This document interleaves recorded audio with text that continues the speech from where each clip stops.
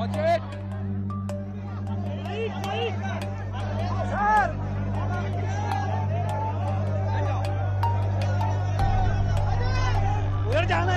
Data थोड़ी है कि मैं साइन करूं, उनका डेटा है। आप उठाइए अपना डेटा, हमने आपको ही दिया है, आप उसको अपने वेबसाइट में लगा दीजिए, पता लग जाएगा आपको। मतलब डिस्ट्रैक्ट करने का काम है।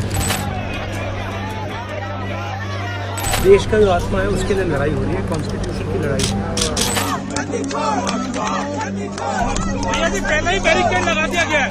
भैया जी पहले ही बैरिकेड लगा दिया गया है। तो आप इलेक्शन कमीशन को छुपना काफी मुश्किल हो जाएगा।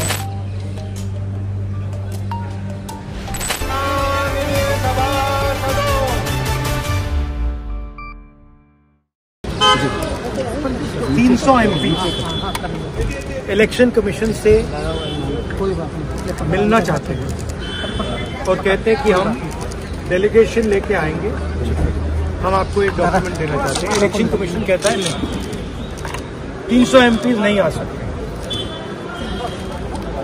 तो यही हालत है, क्योंकि डरते हैं 300 MP आ गए और वहाँ पे सच्चाई निकल आई और हमने उनको थोड़ा जो उनके काम की सच्चाई है दिखा दी। तो लेकिन आपको लगता है कि सर आपको ये जो लड़ाई है, मैं बोलना चाहता हूँ, अब ये राजनीतिक लड़ाई से आगे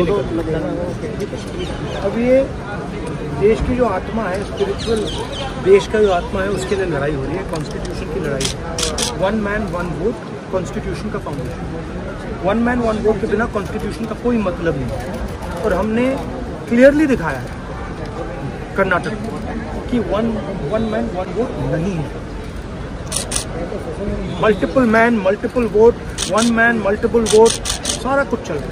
ठीक है, तो ये अब लड़ाई पूरी की पूरी ऑपोजिशन लड़ रही है और हिंदुस्तान की जो युवा है उनको ये बात समझ आ गई है। तो आप इलेक्शन कमीशन को छुपना काफी मुश्किल हो जाएगा। वो आपको कहता है कि आप साइन करके नोट दे दीजिए, एफिडेविट दे दीजिए। उन्हीं का डेटा है, वो अपने वेबसाइट से वही डेटा निकाल दें। मेरा डेटा थोड़ी है कि मैं साइन करूं, उनका डेटा है। आप उठाइए अपना डेटा, हमने आपको ही दिया है, आप उसको अपने वेबसाइट में लगा दीजिए, पता लग जाएगा आपको। मतलब डिस्ट्रैक्ट करने का काम है। ठीक है, और एक और बात, आप ये मत सोचिए कि सिर्फ बेंगलोर में हुआ है, ये देश में अलग अलग कंस्टिट्यूएंसीज में हुआ है और इलेक्शन कमीशन जानता है।